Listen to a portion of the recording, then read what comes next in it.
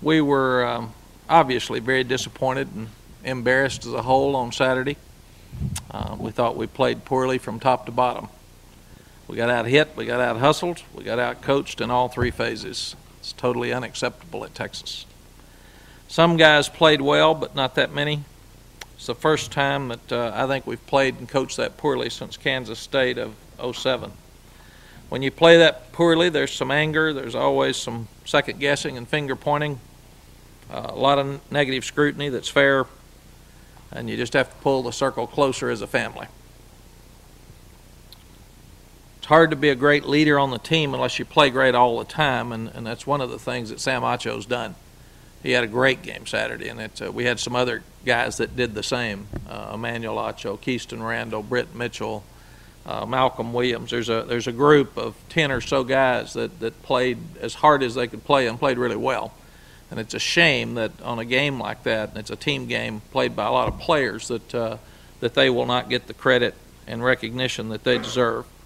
But a lot of the guys still played hard and played well. It just was not noticeable.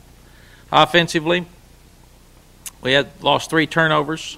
For the second week in a row, we've lost a bunch of turnovers, so we're losing games more than winning them. We went for 2 fourth-down attempts and didn't make it. You want to be aggressive when things aren't going well, but it's foolish to be aggressive if you can't make them. We're in a position where we've got to start making those fourth downs if we're going to keep going for them.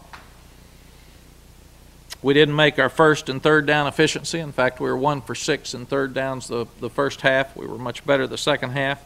We were 3 for 3 in the red zone, but 2 of those were field goals. We had 9 explosives to their 7, but you can't win a game with that many turnovers. Thought that DJ Monroe did some good things. He had 31 yards after contact, and especially in a situation where he had not practiced a lot at that position. He and Garrett will get more reps and have better timing this week, especially on the handoffs, and we can progress him some with pass protection. Fozzie played most of the second half, and it's because Fozzie's great in pass protection, and we were behind and fighting to get back up. James Kirkendall also had 16 yards after contact. Defensively, we played hard and did a good job. I thought the first half kept us in the game. We had 4 3-and-outs. We were successful on 5 of 7 situations in sudden change for the game. That's way too many positions to put our team in. But the first drive of the second half was a killer. We had to come back out the second half and play great. We stopped them on the kickoff return. They drive right down and score. And then I thought after that our defense played very poorly the second half. We held them to 70-plus yards the first half. Really disappointed in the last touchdown after the onside kick. You're not supposed to look at the scoreboard.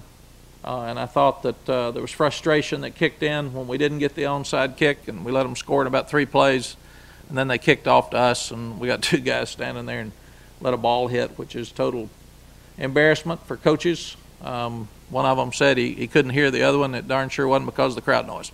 So I think it was just frustration. But we looked discouraged, and we didn't play to the end. We gave up 297 yards rushing, which I said I was concerned about last week because we haven't seen a team to line up and run the ball since Alabama did in the bowl game. Each of the one back had over 100 yards, and another one was close. We missed 15 tackles for 92 yards. We had 18 missed assignments, and you're not focused as a defense when you miss that many assignments. We gave up runs of 19, 20, 35, 38, and 29 yards. We won in the red zone, but we didn't win in any other phase on defense. We only forced 2 turnovers, and we've got to force 3 per game to have a chance to be successful. We thought Christian Scott would be able to play.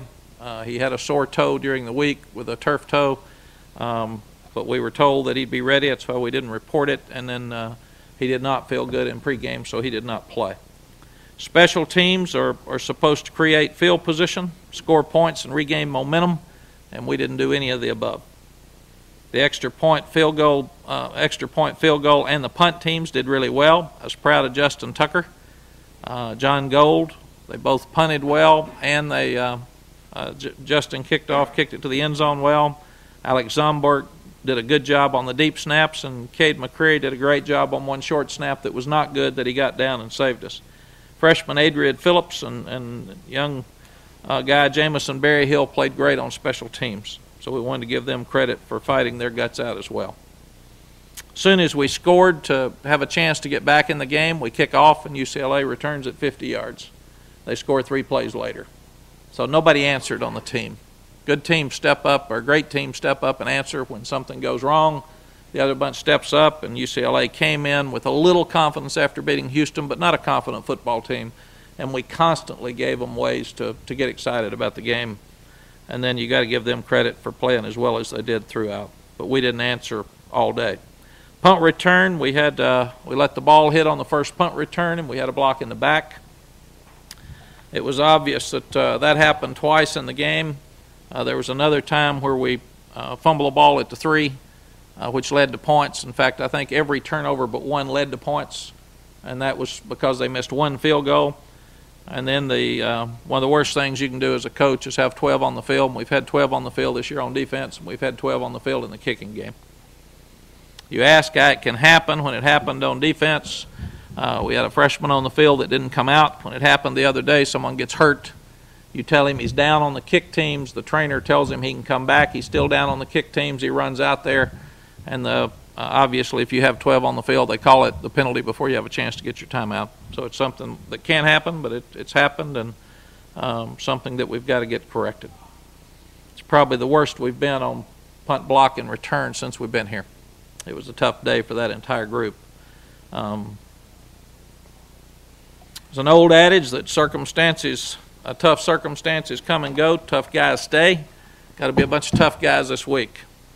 As tough as it is, we have a 24-hour rule, and you all make us break that because we have to come over here and talk about it again on Monday when we settle it on Sunday and start working on Oklahoma, but that's what we do. We can't have the press conference right after the game. That'd be what we'd rather do. But we don't know enough to be honest with you and be fair. When we come in here, we want to tell you what we saw. So after today, we won't forget UCLA. You don't forget games like that. You move forward, and you get ready for Oklahoma. I've told the kids whatever's said and written this week's fair. So don't read it because it's not going to be good. Don't watch it. Watch Oklahoma film. Get yourself ready to play. Only way you can rectify this is go back and play great and win next week. We've only lost back-to-back games 4 times in our 13 years. 4 times in our 13 years, and that was that's because you don't let one loss beat you twice. And we'll work really, really hard to do that this week. We're lucky that Saturday wasn't a conference game, and we're lucky that we've got a rival game with OU coming up this weekend because we don't have enough time to sit around and feel sorry for ourselves. We've got to go back to work. Oklahoma is the same old Oklahoma. They got great athletes. They're playing well. DeMarco Murray, it seems like he's been there 13 years. He's a great player. He's their second leading receiver and their leading rusher. Ryan Broyles is a great player as a receiver. He's as good as anybody in the country. He's their leading receiver. Landry Jones is playing really well, and they're playing much better up front than they have the last 2 years. They're averaging 34 points a game. They're rushing for 121 yards a game. They're passing for 309. And their total offense is about 430. So our defense has got a great challenge with them again this weekend. Defensively, they've got 2 of the best ends in the country with Frank Alexander and Jeremy Beal.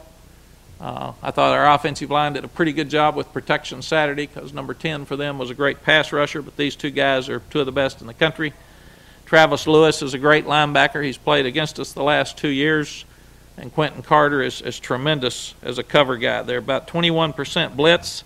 Their third down package is very similar to ours. Last year they blitzed us much more than they had other teams coming in, so we'll have to see what they do with us this weekend. The biggest thing is they're +8 in turnover margin and we're -3. So we've got to take care of the ball better and we've got to take it away from our opponents better. Questions? Coach, how do you get the confidence back, the swagger of this team? The only thing you can do is go out and play better. You can't talk it back. You got to produce. And I thought this team probably looked at the Stanford film and the Kansas State film and thought the Houston quarterback got hurt and we bit the cheese. We weren't ready to play as a group, and it's an awful thing to have to say as a head football coach. I didn't get them ready, assistants didn't get them ready, and they didn't get ready as a group. Again, you got some that did, some that played really well, and that's a shame that football's a a multi-numbers game and a team game. It's the ultimate team game because everybody has to play well to win. Coach, now that you've looked at the film, are the problems you're seeing fixable? Yeah, get ready to play. Take care of the ball. Do a better job in kick teams. I mean, that's the good thing, is all of them can be fixed. The sad thing is it's been a long time around here that I didn't think we played as a team with passion for 60 minutes. And that's disappointing. Is it harder to take than when you were a little younger as a coach because you haven't had these type games for a while? Yeah, I think it's hard to take because the standard that the kids and coaches have set here for the last 3 or 4 years has not been that way. 2007, we had some of this, and it was a tough year because we fought it. I'm worried about this team. We didn't have a great first scrimmage, and this is not a good enough team to go out and not play with full energy and passion every minute of every play. I mean, they've got to understand that they got to play hard to win.